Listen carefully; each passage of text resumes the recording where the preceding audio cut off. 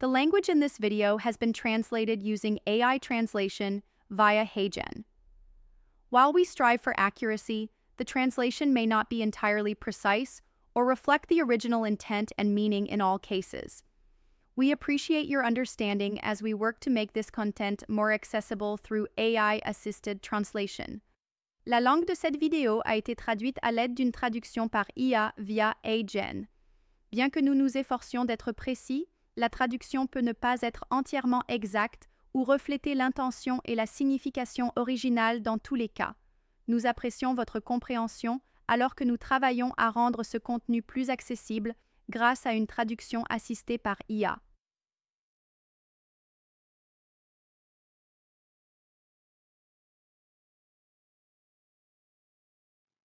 Bonjour, je suis Michael Hollis et dans cette vidéo, je vais aborder différents aspects du modèle Admin Predictor. Ceci est simplement un aperçu de la présentation.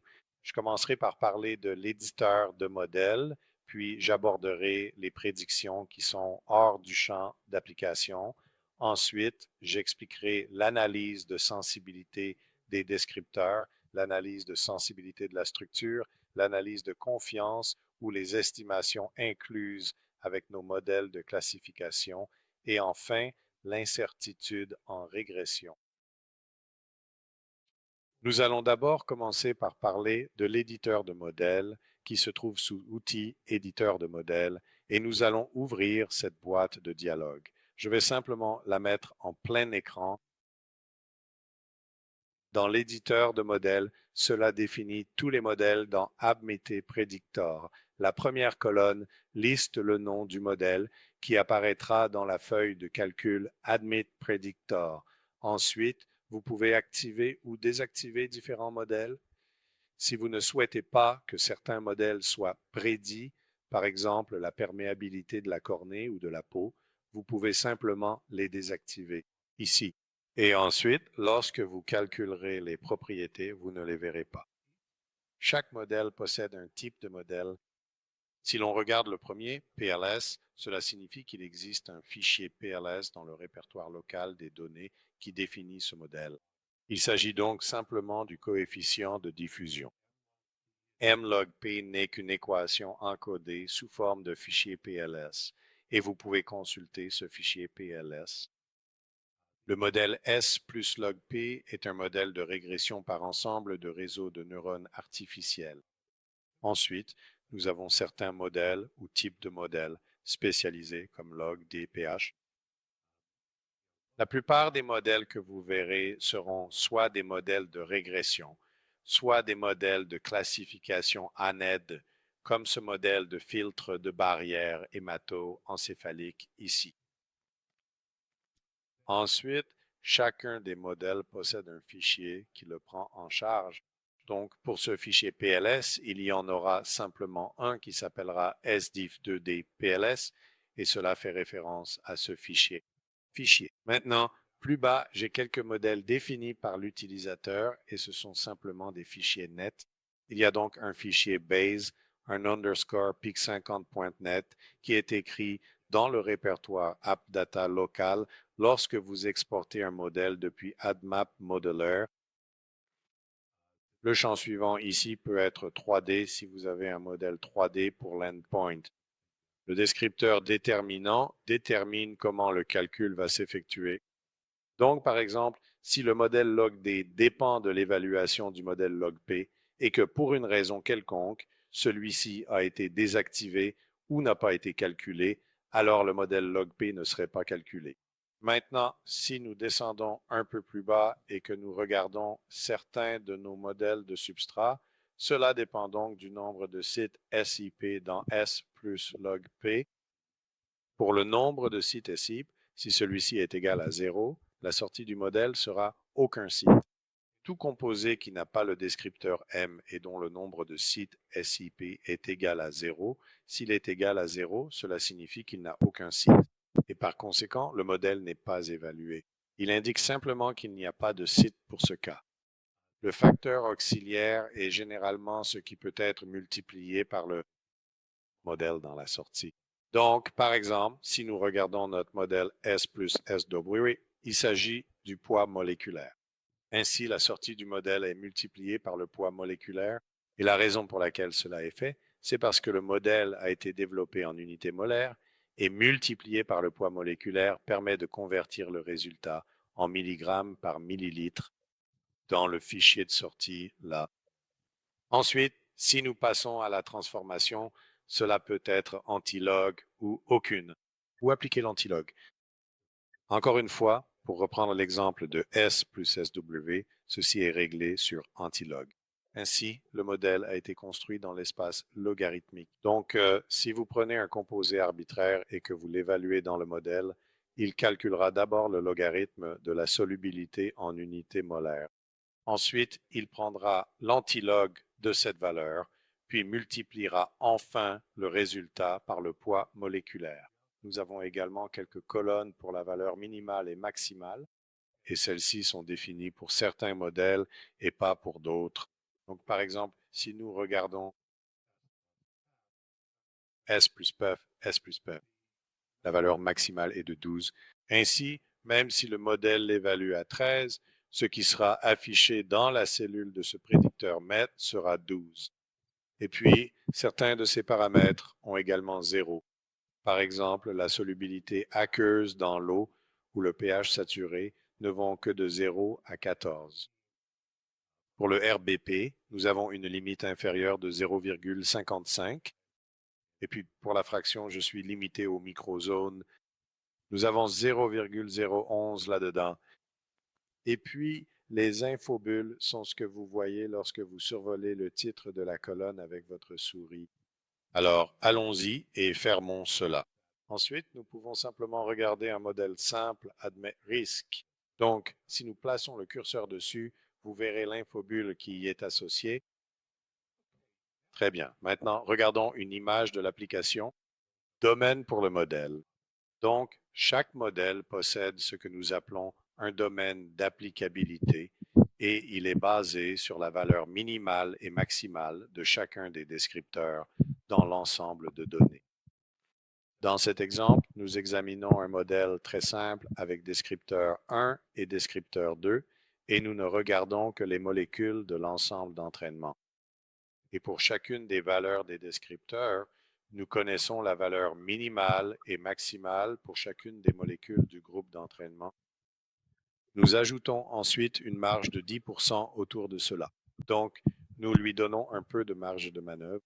Ensuite, lorsque vous prédisez une molécule arbitraire, si toutes ces valeurs se situent entre la valeur minimale et la valeur maximale du domaine d'applicabilité de l'ensemble d'entraînement, alors nous la mettrons en évidence.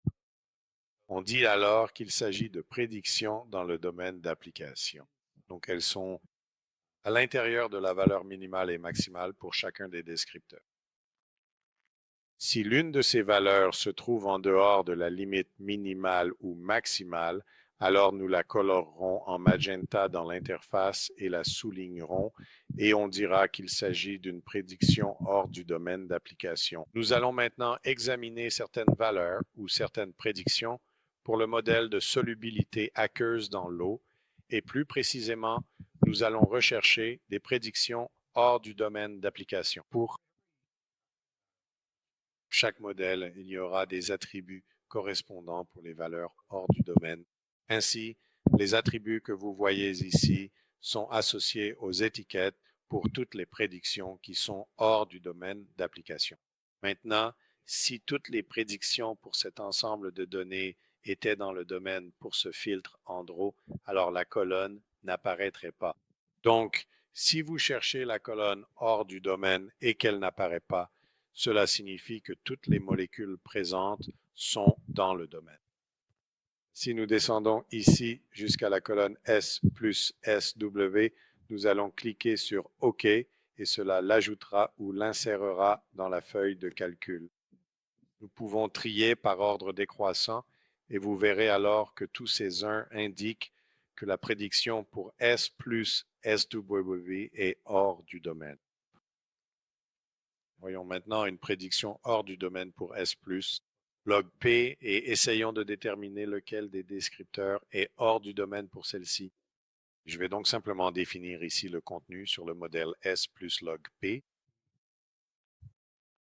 Et ensuite, nous devons définir également ici la contribution spécifique ou la valeur intrinsèque hors du domaine d'application pour le modèle S plus log P. D'accord, vous savez, je vais afficher cette colonne. Maintenant, trouvons un exemple particulier ici, 8071, qui est hors du domaine. Donc, je vais masquer tout sauf ce modèle particulier ici. Et nous pouvons accéder à ce qu'on appelle l'analyse de sensibilité des descripteurs. Je vais donc cliquer sur le bouton DSA et nous allons le faire uniquement pour cette ligne en particulier. Puis nous afficherons la prédiction S plus log P. Donc la prédiction ici est de 2,4 pour le log P. Et si nous les trions dans l'ordre, l'entrée, où cela affiche une liste de toutes les valeurs descripteurs et toutes celles qui commencent par 2 astérisques sont hors du domaine pour ce modèle. Donc dans ce cas, il s'agit du SAAAN et c'est un indice E-state pour aromatique, azote, puis un atome aromatique, donc des cycles fusionnés. Et nous pouvons aller à la ligne de sensibilité et cela nous montre le minimum du modèle et maximum du modèle pour ce descripteur particulier. Donc, voici les valeurs minimales et maximales pour ce descripteur particulier dans l'ensemble d'entraînement pour le modèle S plus log P. Et vous voyez la valeur pour cette molécule modèle particulière est ici autour de 3,9, alors que le maximum du modèle est plutôt de 2,3. Ce que nous faisons ici avec l'analyse de sensibilité, c'est que nous prenons chacun des descripteurs du modèle et nous le faisons varier autour de sa valeur. Donc pour le TPSA, qui est l'un des descripteurs du modèle log-P, la valeur pour ce composé particulier se trouve juste ici. Si nous diminuons le TPSA en maintenant tous les autres descripteurs constants, la valeur du log-P augmente. Si nous l'augmentons, la valeur du log P diminue selon cette ligne rouge. Maintenant, plus cette pente est grande, en d'autres termes, si vous modifiez légèrement cette valeur et que cela change drastiquement le S plus log P, c'est un descripteur plus sensible. En d'autres termes, le modèle dépend fortement de ce descripteur particulier. Dans ce cas-ci, cela sort du cadre. Si nous faisons varier les valeurs, cela pourrait aller de 4 à, disons, un peu 2,4 ici. Donc, ce n'est pas une variation aussi importante que si nous faisions varier l'un des TPSA qui irait de 4 à -1 pour ce modèle particulier ici. Nous pouvons également trier les sensibilités. Ceci est donc la configuration par défaut. Et si nous regardons le poids moléculaire, ici, le poids moléculaire a une sensibilité positive, car si vous augmentez le poids moléculaire, vous augmentez le S plus log P. Et vous pouvez en quelque sorte analyser ces descripteurs et essayer de déterminer quel descripteur doit être modifié afin de changer le résultat. Et ensuite, vous essayez de modifier la molécule afin de changer ce descripteur. Et donc, changer le log P ou modifier ou optimiser le log P de la molécule en question. Je voudrais juste revenir en arrière et mentionner que pour ce composé qui était hors du domaine d'application, vous voyez le maximum du modèle est autour de cette valeur et il aurait donné un log P d'environ 3. Ce que fait le programme, c'est extrapoler cette distance et lui attribuer une valeur de 2,4. La sensibilité n'est que de 0,04.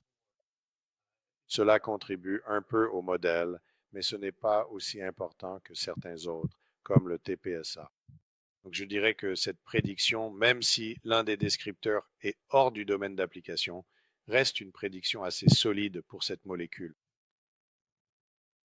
Maintenant, changeons un peu de sujet et parlons de l'analyse de sensibilité de structure ou analyse SSA. C'est une façon de relier la structure ou les atomes de la molécule à la prédiction. Et cela complète en quelque sorte l'analyse de sensibilité des descripteurs. Donc si nous prenons cette molécule que nous avons surlignée, c'est une molécule assez simple. Elle a un log P prédit de 3,5 et nous la mettons en surbrillance, puis nous cliquons sur ce bouton ici qui correspond à l'analyse SSA et nous sélectionnons un modèle. Pour l'instant, nous n'avons créé que certains modèles. La structure, l'analyse de sensibilité, et nous aimerions avoir votre avis si vous souhaitez que des molécules supplémentaires modélisées soient ajoutées à ceci. Ainsi, lorsque vous sélectionnez le modèle, il prend le composé et le met en évidence. Ici, soit rouge, soit vert, soit une sorte de gris intermédiaire, et la légende concerne la version S+, journal P. Si l'atome diminue le log P, il sera coloré en rouge. Si cela augmente le log P, il sera coloré en vert. Nous voyons donc que cet atome d'azote ici est en rouge, il est donc responsable d'un log P plus bas. C'est évidemment un atome polaire. Et puis ces deux atomes de carbone sur cet anneau fusionné sont verts, donc ils sont responsables de l'augmentation du log P du composé. Alors, double-cliquons simplement sur ce composé pour l'ouvrir dans MedChem Designer. Et faisons-en quelques copies ici. Maintenant, pour cette molécule en particulier, je vais modifier ceci, l'azote qui diminue généralement le log P. Je vais le remplacer par un carbone. Ce carbone ici augmente le log P. Donc, si je le change en azote, je peux espérer diminuer le log P, puis je vais simplement cliquer sur ADM, le bouton Admettre. Et ensuite, si on regarde le log P, voici le composé original avec un log P de 3,5. Maintenant, j'ai remplacé l'azote par un carbone et cet azote diminuait le log P. Donc, quand je le change en carbone, cela augmente le log P à 5,048. Ensuite, lorsque je modifie ce carbone, qui était mis en évidence en vert, indiquant qu'il augmentait le log P, je le change et il passe à 2,56. Donc, c'est une valeur inférieure d'une unité logarithmique. Dans cette prochaine section, je vais aborder les estimations de confiance pour les modèles de classification. Voici donc un modèle de classification typique, un modèle substrat-non substrat pour le CIP1A2. Il prédit donc si un composé peut être un substrat ou un non-substrat du C8P1A2. Et vous remarquerez que chaque entrée comporte un oui suivi d'un nombre entre parenthèses qui correspond à l'estimation de confiance que nous avons pour cette prédiction particulière. Vous pouvez ajouter ces informations comme une colonne séparée. Je vais donc insérer une colonne ici et celles-ci sont listées sous la rubrique CONF. Donc, pour chacun des modèles de classification, il y aura un champ CONF qui va séparer cela en une colonne distincte ici. Ensuite, nous pouvons aller de l'avant et réaliser un graphique de cette donnée sous forme de distribution, juste ici. Ici, ce sont donc les estimations de confiance. Elles vont de vide, donc si la prédiction est hors du domaine d'application, nous ne fournissons pas d'estimation de confiance. Puis cela varie jusqu'à environ 48, 46 pour les estimations les plus basses. Et ensuite, à l'extrémité supérieure, la confiance monte jusqu'à 97%. Et en général, ce que nous disons, c'est que pour un modèle de classification, si l'estimation de confiance est inférieure à 60%, alors le modèle est vraiment incertain quant à savoir s'il s'agit d'un oui ou d'un non. Nous recommandons donc généralement d'obtenir une vérification expérimentale de ce point final particulier. Voyons donc comment ces estimations de confiance sont créées. Elles sont générées lorsque vous construisez le modèle. Ainsi, pour tout modèle de classification que vous avez créé, lorsque vous examinez le fichier P&O ou le fichier prédit versus observé, vous pouvez cliquer sur Estimation de confiance. Et puis, le premier type de graphique que nous allons examiner est la distribution des prédictions et des erreurs de prédiction.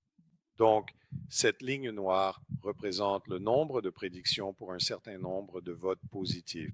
Rappelez-vous que tous nos modèles sont des ensembles de 33 réseaux de neurones artificiels. Si tous votent négatif, en d'autres termes, s'il n'y a aucun vote positif, vous iriez jusqu'à cet axe ici. C'est une échelle logarithmique, mais il y a environ 390 prédictions qui n'ont aucun vote positif. Et puis la ligne rouge indique combien de ces prédictions étaient incorrectes. Donc dans ce cas, environ 8 de ces 390 étaient des votes incorrects. Et ensuite, vous pouvez parcourir chaque nombre de votes positifs. Et donc à cette extrémité, où la plupart des ensembles prédisent le négatif, on peut s'attendre à des prédictions assez fiables. D'un autre côté, lorsque vous prédisez tout comme positif, vous obtenez là aussi des prédictions plutôt bonnes. C'est un peu entre les deux, là où ces lignes noires et rouges se rejoignent, que vous allez obtenir les prédictions les plus incertaines ici. Donc, par exemple, avec 18 votes positifs, il y a eu 11 prédictions qui avaient 11 votes positifs, ou, pardon, 11 votes positifs, et 8 d'entre eux étaient incorrects. C'est donc ici que vous verrez la plus grande incertitude, puis vous cliquez sur le taux d'erreur. Et maintenant, cela montre en rouge, en quelque sorte, la différence entre ces deux courbes. Et voici notre approximation de cette courbe rouge. Et rappelez-vous, cette ligne en pointillé doit englober tous les hauts et les bas. Donc, elle passe un peu au milieu ici, puis elle fait de même ailleurs. Pour les positifs, c'est ce qu'on appelle une binomiale scindée, où l'on approxime les négatifs avec une courbe et les positifs avec une autre courbe. Donc, ensuite, lorsque vous prédisez une molécule arbitraire, vous déterminez combien de votes positifs elle a. Disons qu'elle en a 20, alors vous montez jusqu'à la ligne noire. Et donc, l'incertitude serait d'environ 0,5. Maintenant, ceci concerne la version précédente du modèle CIP1A2. Nous l'avons reconstruit dans ADEMA Predictor X.3. Dans la dernière partie de ce tutoriel, je vais parler de l'incertitude en régression. Ici, j'ai deux molécules et j'ai affiché la solubilité aqueuse prédite. Pour activer l'affichage Pour afficher l'incertitude de régression, je vais cliquer sur le bouton Paramètres ici, puis aller dans Affichage et activer l'option Afficher les estimations d'incertitude dans le tableau. Donc, lorsque je clique dessus, cela affiche deux nombres entre parenthèses pour chaque modèle de régression. Ces valeurs seront donc affichées pour tous les modèles de régression, qu'ils soient dans le domaine d'application ou en dehors. Et la première valeur, entre parenthèses, correspond essentiellement à la borne inférieure de l'incertitude de régression, et l'autre valeur est la borne supérieure de l'incertitude de régression. Maintenant, puisque ce modèle a été construit dans l'espace logarithmique, il s'agit d'une distribution log normale. Et encore une fois, les valeurs sont obtenues en analysant la variance des différents réseaux de neurones qui composent cette prédiction. J'appelle donc cela la moyenne, ou ce serait la sortie du modèle Hahn. Ce serait donc une moyenne de tous les réseaux de neurones. Ensuite, nous effectuons une analyse d'incertitude de régression pour obtenir les bornes supérieures et inférieures. Je vais illustrer comment vous pouvez utiliser ces bornes supérieures et inférieures pour examiner si cette prédiction doit être mesurée plus précisément, peut-être en laboratoire, ou si l'estimation, la prédiction, est suffisamment bonne et n'affectera pas les résultats. La façon dont je vais procéder est la suivante. Le module HTPK. Je vais donc mettre en évidence ce composé particulier, puis créer une courbe CP en fonction du temps. En cliquant sur la courbe CP en fonction du temps et lorsque vous ouvrez le module HTPK. Si nous allons dans le menu avancé, ce bouton ici remplira les valeurs pour la solubilité aqueuse dans l'eau. Il utilise donc toutes les valeurs moyennes. Pour ce composé, la solubilité est très faible, 3,8 fois 10 puissance moins 6. Et nous allons lancer cette prédiction. Nous obtenons une faible fraction absorbée de 1% pour cette molécule, donc une faible fraction absorbée. Disons que nous prenons la valeur supérieure dans la courbe CP en fonction du temps. Donc encore une fois, je clique sur la courbe CP en fonction du temps et je vais afficher cette nouvelle courbe par-dessus ou dans le même graphique que la précédente. Maintenant, je vais dans les onglets avancés et changeons cela pour la limite supérieure. 4686 fois 10 puissance moins 5. Cliquez sur OK puis lancez la simulation ici.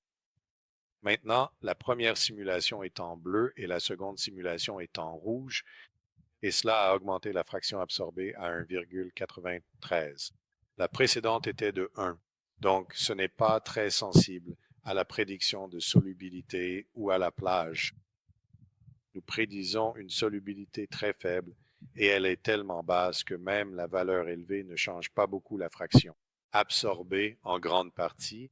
Donc, si vous avez confiance en cette prédiction, la changer pour la valeur supérieure ne va pas vraiment modifier les choses. Maintenant, examinons un composé qui a une solubilité aqueuse prédite plus élevée. Encore une fois, nous allons sélectionner ce composé et créer une courbe de concentration plasmatique en fonction du temps. Cette fois, nous allons administrer une dose de 100 mg. En général, pour les composés peu solubles, plus la dose est élevée, plus la fraction absorbée du composé est faible. Nous allons donc lancer la simulation et obtenir une courbe de concentration plasmatique en fonction du temps. Et la fraction absorbée est d'environ 30%. Revenons maintenant ici et augmentons la solubilité aqueuse à la limite supérieure de la prédiction. Donc, c'est 3016 fois 10 puissance moins 2. Nous allons enregistrer cela, puis l'afficher sur le même graphique ici. Cliquez sur OK, puis Lancer. Donc, la première prédiction ici avait une fraction absorbée de 30. Et si nous regardons maintenant l'autre, elle a une prédiction de fraction absorbée de 91. Donc, utiliser la limite supérieure a vraiment tout changé. Et donc, vous voyez que ce composé est très sensible à la prédiction de biodisponibilité orale. Ce que nous faisons en modifiant ces valeurs, c'est en quelque sorte une analyse de sensibilité de cette prédiction.